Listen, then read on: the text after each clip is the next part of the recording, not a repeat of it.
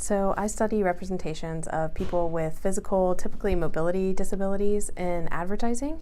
I've studied that over the past couple years. It started during my master's program, but I've continued it here, and I'm working on my dissertation.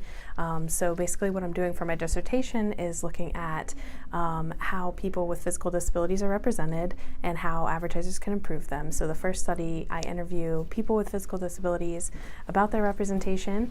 The second one, I've been going to ad agencies where I've talked with creative directors and art directors about how they cast people with disabilities in ads and what barriers they face to including people with disabilities in advertising. And then my third study is an experiment where I use recommendations that people with disabilities provided for improving ads and incorporate them into new ads that I'm making myself and seeing if they actually do improve the ad's effectiveness.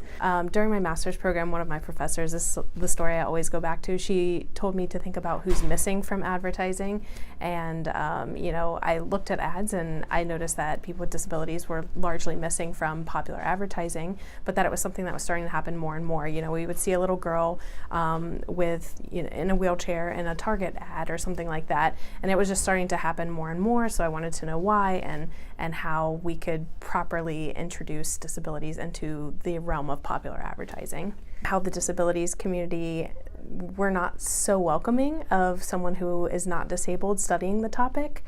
So I had to make sure that they knew I was genuine in my interest because I don't identify as having any type of physical disability. I really genuinely do care and I want to help.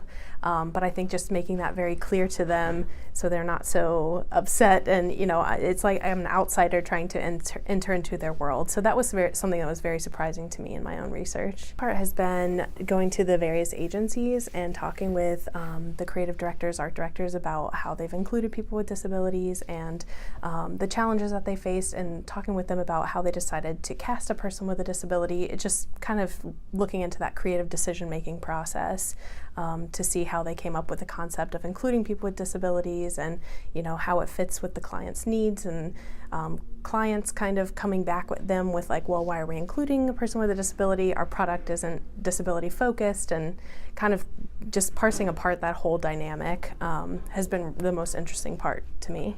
Yeah, so one of my most interesting findings from an experiment that I did is that people with disabilities being included in an advertisement actually led to a non-disabled or general audience spending more time with the advertisement. They spent longer looking at it, they were more interested in it, and it was more effective.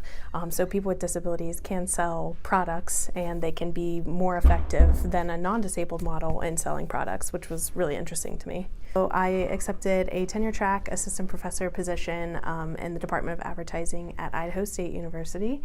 So I'll be teaching advertising classes there and leading their National Student Advertising Competition team in the fall.